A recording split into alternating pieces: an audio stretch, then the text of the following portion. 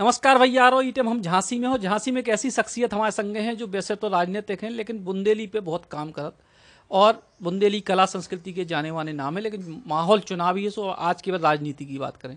हरगोविंद कुशवाहा जी हमारे संगे हैं, कोनो पहचान के मोहताज नहीं है। कुशवाहा जी, चुनाव की का तैयारी है, अपन लड़ रहे का? अब हम तो कबीरदास जी ने एक कहावत कही थी वे पुराने पुरखा कहू करे कि बिन मांगे वो दूध बराबर, मांगे मिले वो पानी। और कहे कबीर वो रकत बराबर, जामे खेचा तानी। बगैर मांगे कोई चीज़ मिल जाए तो वो दूध के मानंद है। हमारे बुंदेलखंड में पिताजी कहू करे जब बुंदेली कहावत है कबीरदास की। वो मांगे मिले तो वो पानी, और जे में खेचा तानी के जे लड़ रहे भी रकत रेन मचो। अगर पार्टी कहेगी हम पार्टी के कार्यकर्ता हैं तो हमें कि नहीं तुम्हें लड़ना है तो हम लड़ेंगे। वैसे हमारी कोई महत्वाकांक्षा नहीं है, हम राज्य मंत्री का दर्जा पार्टी ने हमें दो, सो हम उसका काम कर रहे हैं। हम अंतर्राष्ट्रीय बौद्ध संस्थान के उपाध्यक्ष हैं, 18 देशों में उसका नेटवर्क है। और 2 साल में उनने हमारी एक इज्जत कर दी। जौन पार्टी हमने ज्वाइन करी, हमारी तो पूरी ज़िंदगी कट गई उनके संगे लट्ठ वाली पार्टी में। कि उनका समाजवादी का नारा है खाली प्लॉट हमारा है। वहाँ पूरा जीवन चौधरी चरण सिंह से लेकर मुलायम सिंह तक 40-45 साल उन्हीं के साथ निकला। तो हमारे शरीर पे 68 घाव तो हैं, लेकिन हमें कोई वो नहीं मिला उतना सम्मान जितना उन्होंने चुनाव लड़वाया। हाल में 2, 3, 4, 5। तो हम प्रत्याशी के लिए हमने कोई आकांक्षा नहीं की, ना हमने टिकट मांगा। लेकिन अगर मिल जाए और पार्टी कहेगी तो एक अनुशासित कार्यकर्ता होने के नाते हम लड़ेंगे। वर्तमान में वे जैसे उमा जी सांसद हैं, केंद्रीय मंत्री रही, वे खुद अपने काम को लेकर संतुष्ट नहीं रही, जो उनने कही भी आखिरी सभा में। तो कल लगत के ऐसी स्थिति में भाजपा कौन से नए मुद्दा को लेकर ये इलाके में उतरे? बुंदेलखंड में जब से आज़ादी आई पूरे, और पीछे आप तो बुंदेलखंड के स्वयं हो और तुम्हें सब पता हो है कि हम लोग सारी पुरानी धरती के सबसे पहले लोग हैं। नीति, आचार, संस्कार, तीज, त्योहार, सब कुछ। और हमको सबसे पहले गोविंद वल्लभ पंत ने कुचल करके, अभी लिखा उसी में, आज ही के उसमें दिया है उनने, कि गोविंद वल्लभ पंत ने बुंदेलखंड प्रांत की फाइल को फाड़ करके नेहरू जी से वो फाड़ डाली थी। तो उन्हीं ने कुचलो, उनके पहले मुगलियों ने कुचला, अंग्रेजों ने कुचला। अगर धुलेकर जी पहले मेंबर ऑफ पार्लियामेंट थे, सुशीला नैयर दूसरी मेंबर ऑफ पार्लियामेंट थी, और डॉक्टर गोविंदाचार्य तीसरे मेंबर ऑफ पार्लियामेंट थे। उसके बीच में तो कोई मेंबर ऑफ पार्लियामेंट हुआ नहीं था। जितना स्ट्रक्चर है, इंफ्रास्ट्रक्चर बुंदेलखंड की डेवलपमेंट का, चाहे वो ग्रासलैंड हो, चाहे वो भेल हो, चाहे थर्मल हो, चाहे यूनिवर्सिटी हो, चाहे वो माता टीला डैम हो, गोविंद सागर बांध हो, झरर घाट हो, मनोट घाट हो, मेडिकल कॉलेज हो, इंजीनियरिंग कॉलेज हो, ललितपुर जनपद हो, या बांधा उते सॉइल कंजर्वेशन का और में काम हो, ये सब तो उन्हीं लोगों का है। उसके बाद जितने लोग दिल्ली में रहे हैं उन्हें ये तो देखना चाहिए कि उन्होंने किया क्या है। उमा भारती को इस प्रकार से इग्नोर नहीं किया जा सकता कि उन्होंने कुछ नहीं किया।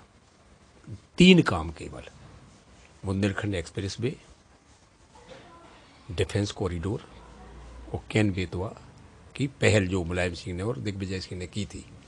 ये कोई छोटे काम नहीं है बुंदेलखंड के लिए। ये अलग बात है कि वो आम कार्यकर्ता से नहीं मिली या वो नहीं हो पाया, लेकिन इनकी उपलब्धियों को नकारा नहीं जा सकता है।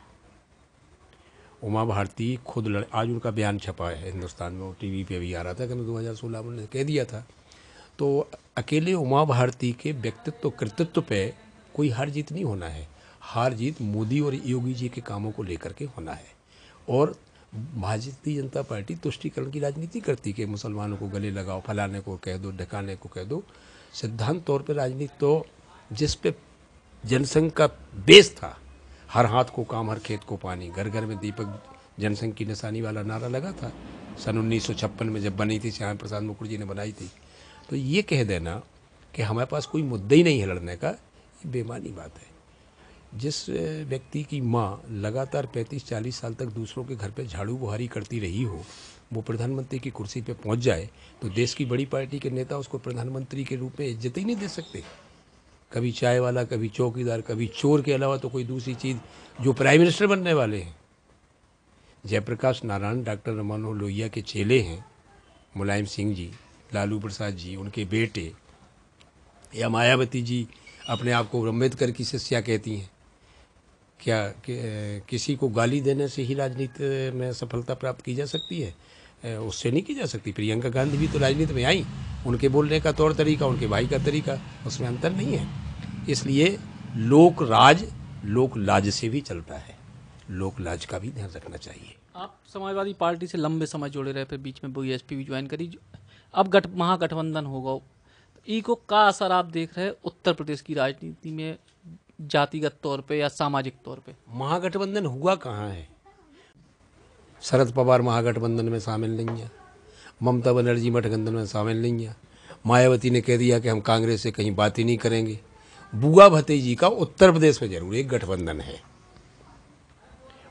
बाकी पूरे महागठबंधन में तो कोई परिदृश्य ही पूरे देश का सामने नहीं है। तो जो गठबंधन असर करे बुआ भतीजे को उत्तर प्रदेश में, अब ये तो अब हवाएं ही करेंगी। रोशनी का फैसला जिस दिए में जान होगी वो दिया रह जाएगा। हमें तो नहीं लगता कि कोई उसका असर। जब बेटा बाप को नहीं सेंट रहो, मुलायम सिंह कह रहे कि बस छोटी बहू को टिकट दे दो, वे कह रहे सीटें ही नहीं बची। और अब आउट नहीं मुलायम सिंह ने कही अखिलेश जी से कि काय भैया हमने पूरी जिंदगी गुजार दी, सो हम ले गए थे 39 सीटन पे, तुम तो 37 ही पे आ गए, तो पार्टी तो वैसे ही ख़त्म कर दी। जब उतनी घरे जो हाल है, तो अकेले प्रियंका गांधी और राहुल गांधी या सोनिया गांधी 55-56 साल बैठे रहे, देश भूखों मर गया, किसी की जागीर है देश क्या? संविधान में तो अम्बेडकर जी ने लिखा था, state shall not deny to any person equality before law, race, community, gender, territory and region also. ये भारतीय संविधान किसी नागरिक के साथ जाति, धर्म, भाषा, क्षेत्र, लिंग, राज्य के आधार पर भेदभाव नहीं करेगा। 11 साल जवाहरलाल, 18 साल जवाहरलाल, 11 साल इंदिरा जी, 7 साल राजीव गांधी, 10 साल मनमोहन के रूप में कमर, सोनिया जी के पास पर नरसिम्हा राव।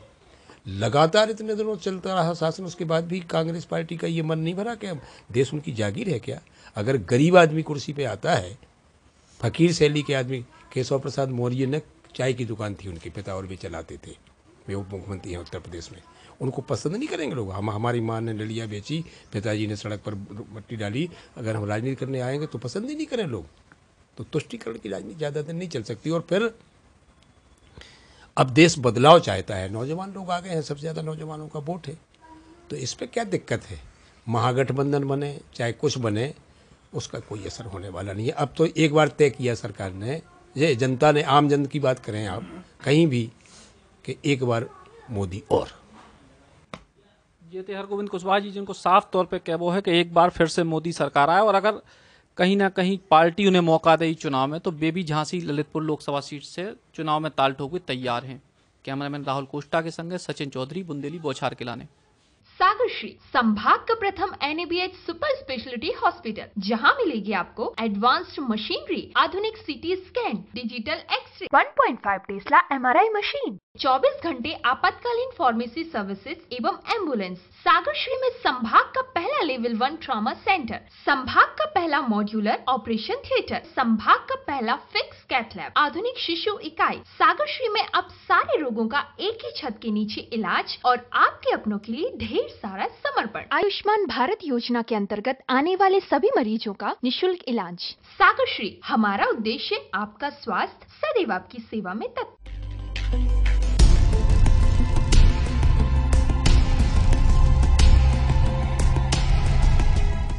देश को पहलो बुंदेली मीडिया प्लेटफॉर्म बुंदेली बौछार जरूर सब्सक्राइब करें। सब्सक्राइब बटन दबाएं, के बाद बेल आइकॉन दबाएं और बुंदेली बौछार की पूरी जानकारी समाचार पाएं।